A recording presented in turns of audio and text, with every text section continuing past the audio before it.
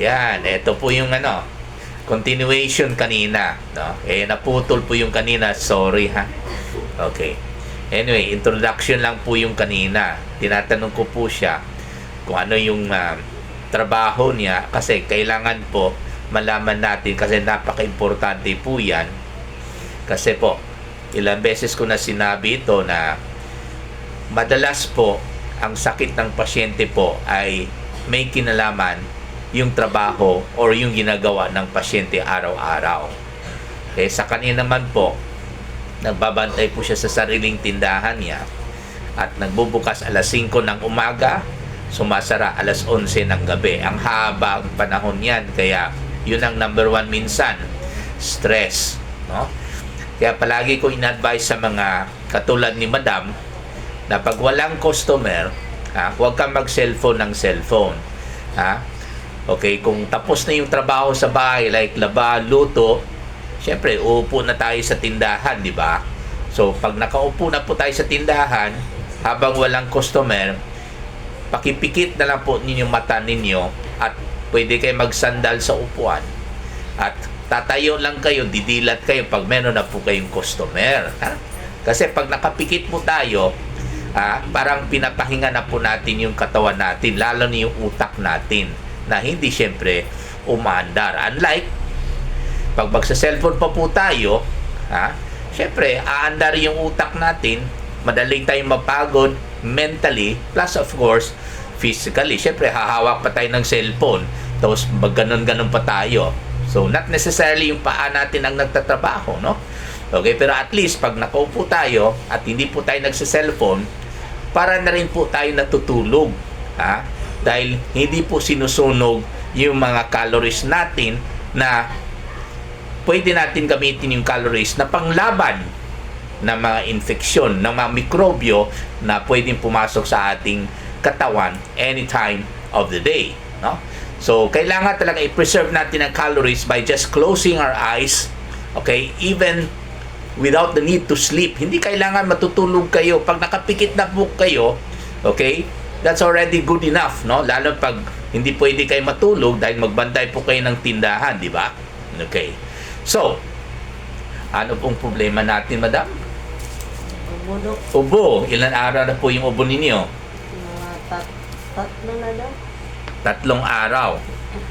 Okay, sa umpisa ng ubo, may sipon po kayo, wala? Diretso ubo ka agad? So, pag diretso ubo ka agad, kadalasan, hindi po yung virus. Kasi ang virus, kadalasan, syempre, dadaan sa ilong, di ba? Bababa sa lalamunan. Diretso sa daanan ng hangin. Yung upper airway, ang tawag natin bronchi. Okay, diretso sa lungs natin. Yun ang lower airway or lower respiratory tract, no? So, pag virus, kadalasan, dadaan sa ilong, syempre, at didikit sa ilong. Kaya mag-upisa tayo sa sipon, syempre. Kasi ilong di ba?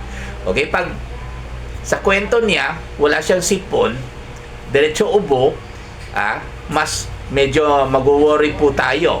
Lalo pag infection ang dahilan. Kasi po, ang mikrobyo, pag bacteria, hindi virus pag bacteria, minsan dumire-diretso talaga sa lalamunan, kaya magka-tonsillitis po tayo or acute pharyngitis or dediretso sa upper airway kaya po mag-bronchitis tayo or dediretso sa lower airway kaya po magka-pulmonia or pneumonia po tayo. So anyway, tanungin ko po siya kung bukod sa yung pagdiretso ng ubo niya, meron pa bang ibang mga features or character of the cough that will point to a bacteria as the cause of her cough. So ang tanungin po natin is, lumalala po ba yung ubo ninyo sa nakalipas ng 3 araw? Lumalala? Nagagrabe ba? Nigahi mo siya. Nigahi, parang lumalala. Medyo worry na po tayo kasi lumalala pag virus, dapat mawala na pag pangatlong araw ng ubo niya, no? Yun ang obserbahan natin. May fever po kayo, may lagnat. Walang lagnat. So baka po upper airway lang or acute bronchitis. Kasi pag upper airway, walang lagnat kasi hindi madugo yung upper airway natin Kaya po, walang masyadong inflammatory reaction sa upper airway pag magkaroon tayo ng infection. Kasi pag walang inflammatory reaction, wala tayong lagnat because our fever is due to the inflammatory reaction as a result of tissue destruction. Pag sinira ng mikrobyo yung lining ng airway natin, doon papasok po yung reaction na tinatawag natin na inflammation. Doon po mag-umpisa yung lagnat natin. Yung upper airway natin, walang masyadong blood circulation doon Kaya po hindi po tayo magkakaroon ng fever sa early stage of the cough, no? Katulad sa kanya. So, mukhang hindi naman po ito pneumonia. Kasi pag pneumonia, first day pa lang ng ubo, magkakaroon talaga ng lagnat, no? Kasi po, kagad-agad, mamamaga yung lungs ng pasyente.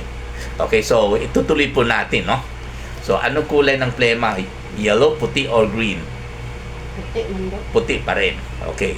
So, sa early stage ng cough, kahit bacteria, pwede puti pa yung kulay. Kasi po, itong stage na ito ay tumitigas na po yung daanan ng hangin. Tumitigas pa because of the inflammation.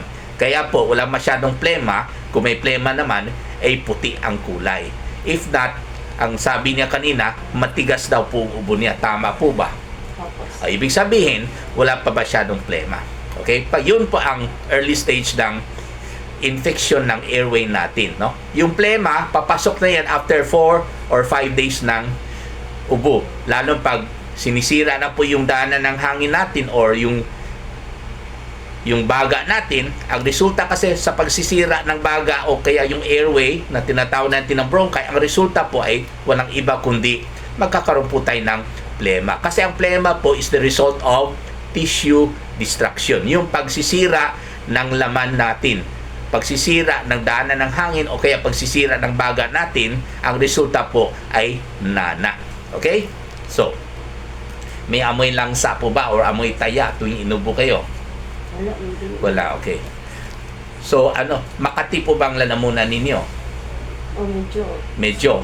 Hindi naman madalas. Okay. Kasi pag Makati ang lalamunan, pwede po ito dahil sa infection ng lalamunan. Sabay sa infection sa upper airway or tinatawag natin bronchitis, no? Okay, so this could be just part of the inflammation, no? Siyempre, pag may inflammation tayo sa lalamunan kasi doon rin dumikit yung mikrobyo kasi po, siyempre, dumaan sa ilong, bababa sa lalamunan, siyempre, pwede rin dumikit yung mikrobyo dyan at pag-inflame po at mamamaga. Siyempre, sa umpisa, magkatid po talaga yan sa umpisa ng pamamaga, no? Okay, pero this could be also the result of meron siyang ibang sakit na tinatawag natin na allergy sa lalamunan or allergic pharyngitis, no? Exposed po kayo sa usok siyempre, no? Kasi tindahan, pag magsindi ng sigarilyo, kahit bawal sa barangay ata, no? Pag magsindi sa harap mo, di ba? Malanghap mo yung usok, di ba? Tama po ba? Meron ganon. So, iwasan po natin yung mga usok, lalo yung alikabok. Siguro dito lang po kayo nagmamas, no? Pag nasa tindahan, wala, no? Magmas po kayo pag nakaharap po kayo ng customer, ha? Sa tabi po ng kalye yung tindahan ninyo. Okay. So, hindi po kayo nag-self-medicate? May nainom pa po kayo ng gamot? Wala. Wala pa doon. Katulad lang, pag magkatino, cetirizine lang. Cetirizine para sa kate. Okay. May sipon po kayo? Wala man daw. Walang sipon. Oo nga, sorry. Sabi mo nga, I'm sorry. Diretso pala sa ubo, no? Okay. So, anyway, sa kwento po niya, diretso ubo, 3 araw na at parang lumalala. Wala ngang lagnat, okay? Puti ang kulay ng plema, expected dahil 3 araw pa po ngayon. Wala masyadong katin ng lalamunan. Sa history taking pa lang, sa kwento pa lang niya, alam na po natin na ang kanyang infection po ay hindi virus, dahil sinabi ko na po kung bakit. Okay? Hindi po pneumonia, dahil wala pa po siyang lagnat hanggang ngayon, kundi pero po siyang infection ng upper airway na tinatawag natin ng bronchi, kaya po meron po siyang acute bronchitis. Anyway, examinin ko pa siya. Sa examination, sa PE, this will confirm our suspected diagnosis, our initial diagnosis based on history taking. Because as I've said before, sa kwento pa lang, 60% of our times, malaman na po natin kung anong sakit sa pasyente. Hindi na po kailangan ipa-check ng dugo, CBC, hindi na po kailangan ipa-chest x-ray pa. Naku, dagdag gastos lang po yan. Okay? So, next to history taking, kailangan examinin ko po siya. Anyway, kung talagang acute bronchitis ito, infection ng upper airway na tinatawag natin ng bronchi, ang ibibigay po natin ay ciprofloxacin, 500 mg tablet, 1 tablet 3 times a day for 7 days. At para sa kanyang ubo, pwede tayong magbigay ng salbutamol, 2 mg tablet, 1 tablet 3 times a day for 7 days, kahit wala po siyang asthma. Effective naman po itong salbutamol sa ubo kahit walang asthma. At dahil po makating lalamunan niya, pwede tayong magdagdag ng diphenhydramine, 50 mg capsule, 1 capsule 3 times a day for 3 days, no? Ako po, hindi ako nagbibigay ng yung tinatawag natin na acetylcysteine, no? N-acetylcysteine or NAC. Branded as, yung pinakaunang brand ay Fluimucil, napakamahal. Hindi po ako nagbibigay niyan dahil para sa akin po, wala kasi yung N-acetylcysteine noon panahon. Bakit gumagaling ang pasyente na wala naman NAC or Fluimucil noon? Kasi po, hindi talaga kailangan yung N-acetylcysteine, okay, sa pagpawala ng ubo ng pasyente. Kasi ang N-acetylcysteine ay pampalabnaw po siya ng plema. So para sa akin po, pwede na po tubig lang para hindi na po tayo madagdagan yung gastos ng pasyente. Pero pag nireseta kayo ng doktor ninyo ng N-acetylcysteine, nako, huwag niyo questionin yung doktor ninyo, ha. Huwag niyo sabihin na, sabi ni doktor ho, useless lang po daw yan. Nako, never question the wisdom and the decision and the prescription of your doctor. Maraming salamat po.